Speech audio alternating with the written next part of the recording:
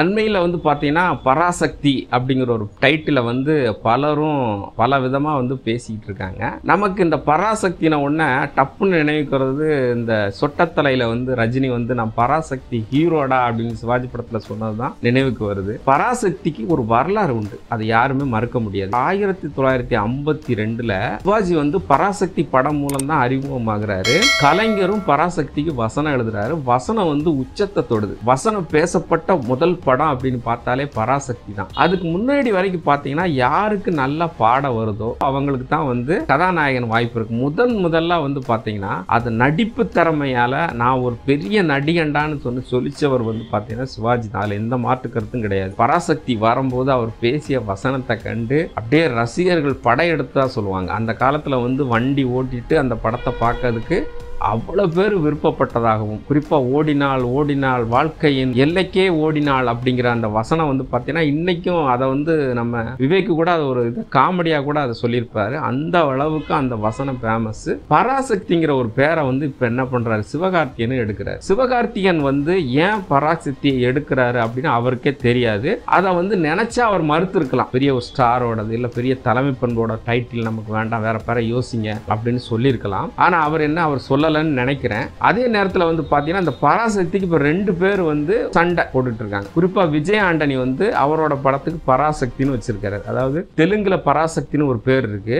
அந்த பேரை வந்து அவரு அதுக்கான உரிமையை வந்து விஜய் ஆண்டனி வாங்கியிருக்கிறாரு. அவரு பராசக்தின்னு வச்சிருக்காரு. அவரு தமிழ்ல வந்து பாத்தீங்கன்னா அந்த பராசக்திக்கு விஜய் ஆண்டனி வச்ச பேரு சக்தி திருமகன் அப்படின்னு சொல்லி வச்சிருக்காரு. அவரும் இப்ப என்ன செஞ்சிருக்காரு, அவருடைய பேஸ்புக் பக்கத்துல எல்லாம் வந்து பாத்தீங்கன்னா பராசக்தின்னு போட்டு அப்படியே உட்கார்ந்துருக்காரு. இப்போ பராசக்தி வந்து சிவகார்த்திகேயனுக்கு வந்து டைட்டில் போட்டு அவங்க ஏவிஎம் வாங்கினதா சொல்றாங்க. ஆனா பராசக்தி படத்தை தயாரிச்சது வந்து பாத்தீங்கன்னா பி.ஏ. பெருமாள் முதலியார், ஏவிஎம் 2 பேர் தான். ஆனா பெரிய அளவுல பங்கு வந்து பாத்தீங்கன்னா பி.ஏ. பெருமாள் முதலியாருக்கு தான் அந்த பங்கு வந்து இருக்கு. இவங்க யாருக்கிட்ட டைட்டில் வாங்கினாங்கன்னு தெரியல. ஆனா எந்த ப்ரொடியூசர்கிட்ட வாங்கினாங்களோ அவங்களுக்கு தான் டைட்டில் செல்லும். அந்த வகையில வந்து பாத்தீங்கன்னா சிவகார்த்திகேயனுக்கு இந்த டைட்டில் செல்லுது. தமிழ்நாடு சினிமா வட்டாரம் சிவகார்த்திகேயனை வேற ஒரு இடத்துக்கு கொண்டு போக முயற்சிக்குதா இல்ல வரலாற்றை மாற்றி அமைக்க முயற்சிக்குதா அப்படின்னு நம்ம புரியல. ஏன்னா நிறைய பார்த்தீங்கன்னா ஹிட்டான படங்கள் அல்லது வரலாற்று ரீதியான படங்கள் இதுல உள்ள பேரெல்லாம் வந்து சிவகார்த்திகேயன் வந்து என்ன செஞ்சுக்கிறாரு, எடுத்துக்கிறாரு. குறிப்பா வேலைக்காரன் ஒரு படத்தை வந்து அப்படிதான் எடுத்தாரு. அதுக்கப்புறம் மாவீரன்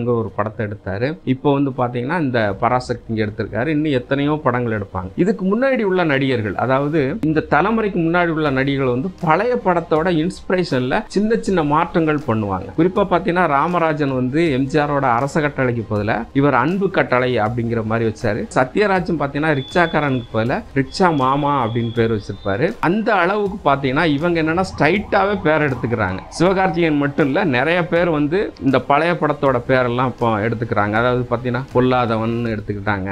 அதே மாதிரி நிறைய விஷயங்கள் சொல்லலாம். இந்த பேருக்கு டைட்டில் வைக்கக்கூடிய தகுதி இல்லாத ஆளெல்லாம் வந்து எப்படி வந்து ஒரு இயக்குனரா இருக்கும். ஏன்னா கிரியேட்டிவிட்டி ரொம்ப முக்கியம். பழைய படத்தோட பேர் வச்சு தான் தன்னோட பேரை வந்து சொல்ல வேண்டிய எந்த அவசியமும் இல்லை. ஆனா என்ன செய்றாங்க, அப்படி வந்து வைக்கிறது வந்து பெரிய அபத்தம் அப்படின்னு தான் சொல்றேன். இந்த பராசக்தி பேர் வச்சதுனால சிவாஜி ரசிகர் நற்பணி மன்றத்தை சேர்ந்தவங்க வந்து வழக்கு தொடுத்திருக்காங்க. இது வந்து ஒரு வரலாற்று மிகுந்த பேரு, இந்த பேரை வந்து சிவகார்த்திகேயனோட படத்துக்கு வைக்க கூடாது அப்படின்னு சொல்லிட்டு வழக்கு தொடுத்திருக்காங்க. இந்த வழக்கு நிக்குமா நிக்காதா அப்படின்னு கேட்டீங்கன்னா கண்டிப்பா நிக்காது. ப்ரொடியூசர் தான் அதுக்கான முடிவை சொல்லணுமே ஒழிஞ்சு சாதாரண ரசிகர் யாருமே சொல்ல முடியாது. அந்த வகையில் இந்த வழக்கு நிக்காது. இதே மாதிரி ஒரு வழக்கத்தான் வந்து பாத்தீங்கன்னா டைரக்டர் மாரி செல்வராஜ் எடுத்த கர்ணன் அப்படிங்கிற ஒரு படத்துக்கும் வழக்கு தொடுத்தாங்க. அந்த வழக்கை நிக்கல. பராசக்தியோட டைட்டில்ல சிவகார்த்திகேயன் வருவாரு. நமக்கு அது வருத்தம் தான். இன்னைக்கு போய் நீங்க வந்து இணையத்துல போய் நீங்க வந்து பராசக்தி அப்படின்னு தட்டினீங்கன்னா டக்குன்னு வந்து பாத்தீங்கன்னா சிவகார்த்திகேயன் தான் வந்து நிக்கிறாரு. சிவாஜின்னு அடிச்சா கூட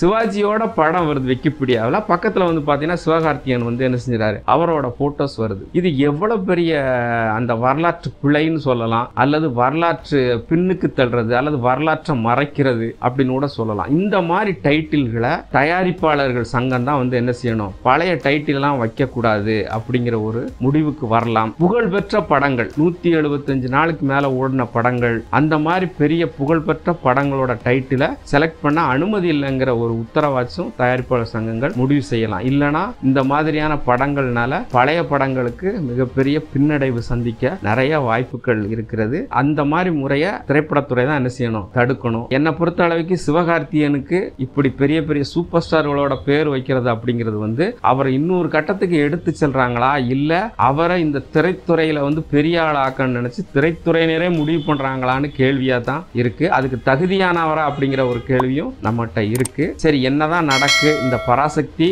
சிவாஜி பராசக்தி மாதிரி வெற்றி பெறுதா, பேசப்படுதா அப்படின்னு நம்ம பொறுத்திருந்து தான் பார்ப்போம். 2025 ஸ்டார்டிங்லேயே வந்து பார்த்தீங்கன்னா கோலிவுட்டுக்கு ஒரு மிகப்பெரிய மகிழ்ச்சியான ஒரு செய்தியை வந்து மத்திய அரசு அறிவிச்சிருக்கு. பத்மபூஷன் விருதை வந்து அஜித்துக்கு வழங்கியிருக்கு. கிட்டத்தட்ட பார்த்தீங்கன்னா இந்த பத்மபூஷன் விருது அப்படிங்கிறது கலைத்துறை சார்ந்தவர்களுக்கும் மற்றவங்களுக்கும் கொடுப்பாங்க. குறிப்பாக மருத்துவர்கள், தொழில்நுட்ப வல்லுநர்கள், விஞ்ஞானி, இவங்க 3 பேருக்குமே இந்த பத்மபூஷன் விருது கொடுக்க மாட்டாங்க. அவர்களை தாண்டி வந்து பத்மபூஷன் விருது அப்படிங்கிறது கலைத்துறை சார்ந்தவங்களுக்கு கொடுப்பாங்க. இந்த விருதை வந்து அஜித் பெற்றதற்கு உண்மை மகிழ்ச்சியும் வாழ்த்துக்கள். ஆனா நமக்கு சில ஐயங்கள் இருக்கு. இந்த விருது இந்த காலத்துல ஏன் கொடுத்தாங்க அப்படிங்கிறது ஒரு கேள்வியா இருக்கு. அந்த கேள்விக்கு தான் நம்ம என்ன செய்ய வேண்டியிருக்கு, விடை பார்க்க வேண்டியிருக்கு. அது முதல்ல நம்ம யாரை சொல்லலாம் அப்படின்னு கேட்டீங்கன்னா, பார்த்திபன் வந்து ஒரு பேட்டி கேட்கும்போது அவர் என்ன சொல்றாரு, இந்த பத்மபூஷன் விருது கொடுத்ததை நான் வந்து ஒரு அரசியலா பார்க்கிறேன் அப்படின்னு சொல்லிட்டு அவர் பேட்டி சொல்றாரு. அப்ப நம்மளுடைய கருத்து என்னன்னா, இது ஒரு அரசியலா தான் பார்க்க வேண்டியிருக்கு. மிகப்பெரிய அந்த திரைப்படத்துறை வரலாற்றுல வந்து எம்ஜிஆருக்கு வந்து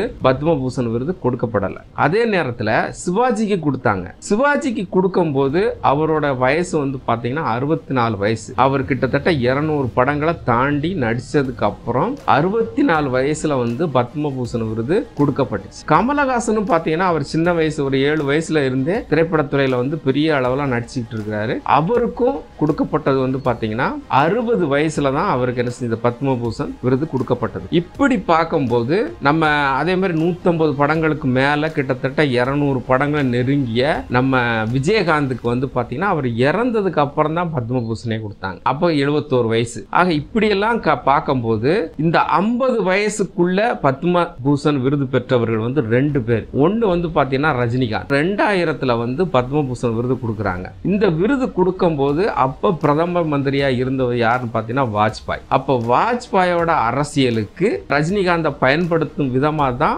ரஜினிகாந்துக்கு பத்மபூஷன் விருது கொடுக்கப்பட்டுச்சு அப்படின்னு நம்ம சொல்லலாம். ஏன்னா அப்ப அவருக்கு வந்து பத்மபூஷன் விருது கொடுக்கும் போது ரஜினிக்கு வயசு வந்து பாத்தீங்கன்னா 50 வயசு. பிஜேபி வந்து யாராச்சும் ஒருத்தரை தன்னை முன்னிறுத்திக்கணும், இல்ல பிரபலமா இருக்கக்கூடியவங்களை வந்து தன் வசப்படுத்திக்கிறதுக்காக இந்த அரசியல் விளையாட்டுல வந்து இந்த மாதிரி விருது கொடுக்குறாங்களோங்கிற ஒரு ஐயம் வருது. அதே மாதிரிதான் ரஜினிக்கு எப்படி 50 வயசுல கொடுக்கப்பட்டுச்சோ அதே மாதிரி அஜித் குமாருக்கும் பாத்தீங்கன்னா 53 வயசுல வந்து இந்த பத்ம விருதை வந்து அறிவிச்சிருக்கிறாங்க. விஜய் வந்து அரசியலுக்கு இறங்குனதுக்கு அப்புறமா அவருக்கு வந்து விருது அறிவிக்கும் போது நமக்கு வந்து இது ஒரு அரசியலா தான் பார்க்க வேண்டிய இருக்கு. நாங்க வந்து என்னது அஜித் சார்பா நிக்கிறோம் அப்படின்னு பிஜேபி, இதுவும் பிஜேபி தான். ரஜினிக்கு கொடுத்ததும் பிஜேபி அரசு தான், அதே மாதிரி அஜித்துக்கு கொடுத்ததும் பிஜேபி அரசு. அதனால இது ஒரு அரசியலா தான் நம்ம என்ன செய்ய வேண்டியிருக்கு, பார்க்க வேண்டியிருக்கு. மற்றபடி அவர் விருது கிடைச்சதுல அதுல வந்து அவருக்கு தகுதி இருக்கா இல்லையா அப்படிங்கிற கேள்விக்குள்ளே போகல. இந்த விருது ஒரு அரசியல் நோக்கத்துக்காக கொடுக்கப்பட்டிருக்கு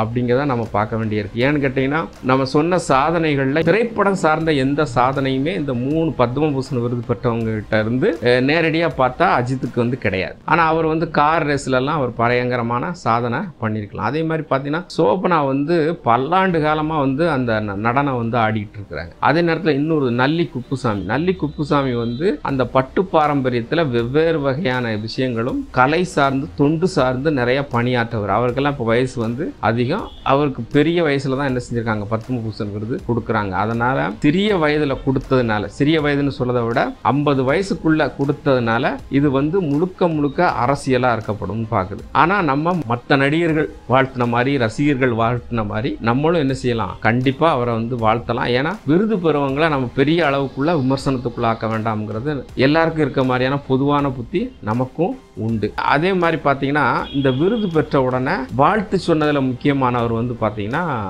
விஜய் வந்து அஜித் விருது பெற்றதுக்கு வாழ்த்துக்களை வந்து சொன்னாரு. ஆனா விஜய் ஆரம்பிச்ச கட்சிக்காக அஜித் வாழ்த்து சொன்னாரா அப்படிங்கிறது கேள்விக்குறிதான். ஆக எந்த வகையில பார்த்தானாலும் அவர் விருது பெற்றதுக்கு திரும்ப நம்ம சொல்லக்கூடிய விஷயம், அவர் விருது பெற்றதுக்கு வாழ்த்துக்கள். ஆனா அந்த விருது வந்து அரசியலாக இருக்கிறது அப்படிங்கிறத நம்முடைய கருத்து. இதுவரை கேட்டுக்கொண்டிருந்த மெல்லினம் தமிழ் நேயர்களுக்கு நன்றி.